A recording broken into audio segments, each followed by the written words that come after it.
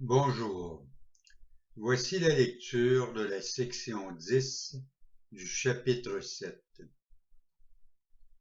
La confusion entre douleur et joie.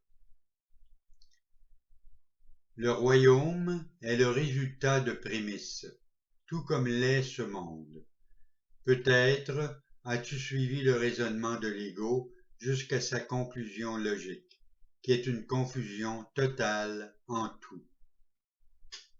Si tu voyais réellement ce résultat, tu ne pourrais pas le vouloir. La seule raison pour laquelle tu pourrais en vouloir n'importe quelle partie, ce serait parce que tu ne le vois pas tout entier. Tu veux bien regarder les prémices de l'ego, mais point leurs conséquences logiques. N'est-il pas possible que tu aies fait la même chose avec les prémices de Dieu? Tes créations sont la conséquence logique de ces prémices. Sa pensée les a établies pour toi. Elles sont exactement là où elles doivent être. Leur place est dans ton esprit comme partie de ton identification avec le sien, mais ton état d'esprit et ce que tu reconnais en lui dépendent de ce que tu crois à propos de ton esprit.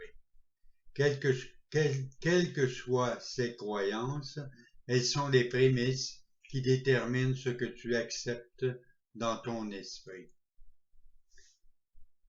Il est sans doute clair que tu peux à la fois accepter dans ton esprit ce qui n'y est pas et nier ce qui y est. Or, tu peux nier la fonction que Dieu lui-même a donnée à ton esprit par le sien, mais tu ne peux pas l'empêcher. C'est la conséquence logique de ce que tu es. L'aptitude d'avoir une conséquence logique dépend du désir de l'avoir, mais sa vérité n'a rien à voir avec ton désir. La vérité est la volonté de Dieu. Partage sa volonté et tu partages ce qu'il connaît. Nie sa volonté comme tienne et tu nies son royaume et le tien.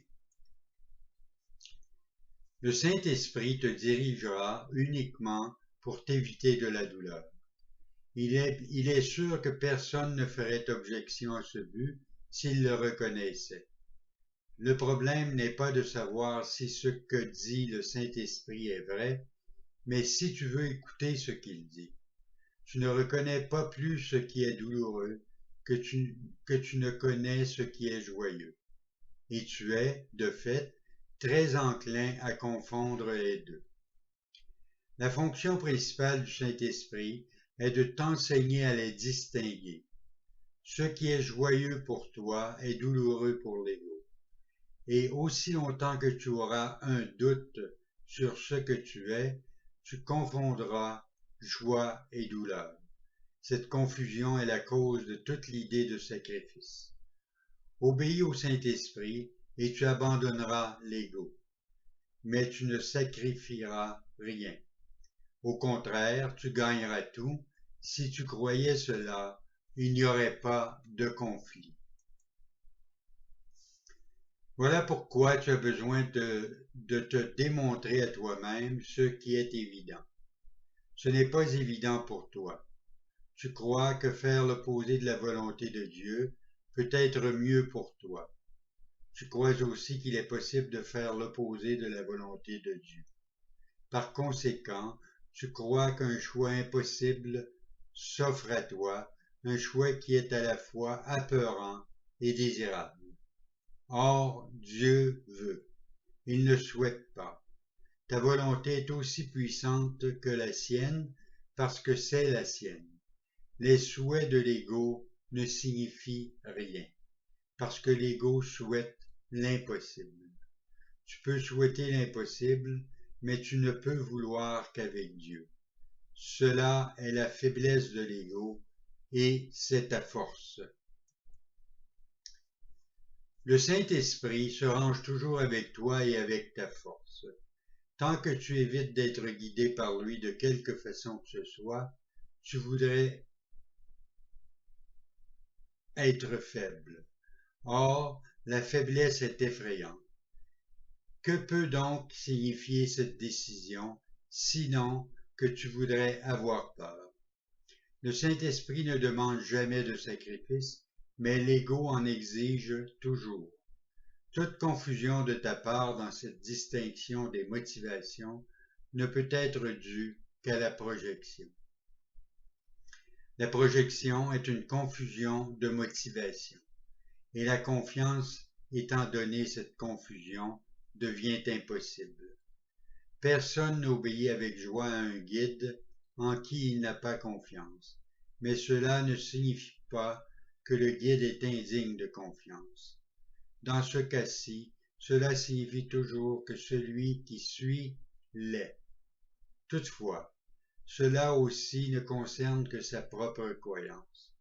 Croyant qu'il peut trahir, il croit que tout peut le trahir.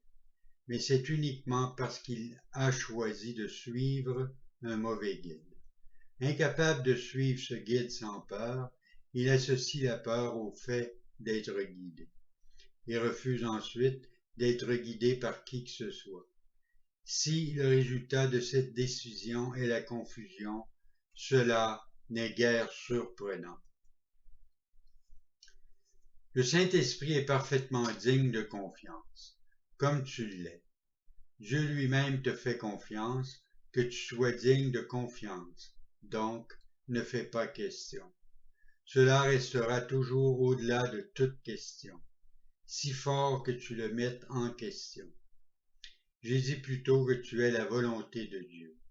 Sa volonté n'est pas un vain souhait, et ton identification avec sa volonté n'est pas facultative, puisque c'est ce que tu es. Tu n'as pas vraiment le choix de partager sa volonté avec moi, quoi qu'il paraisse.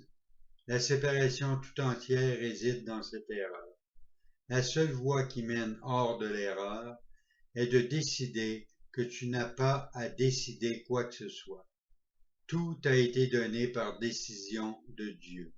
Telle est sa volonté et tu ne peux pas la défaire.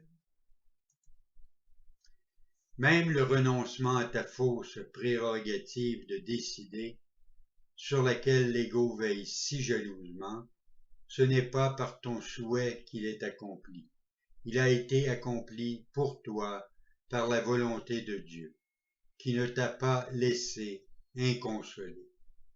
Sa voix t'enseignera comment distinguer entre la douleur et la joie, et te conduira hors de la confusion que tu as toi-même faite.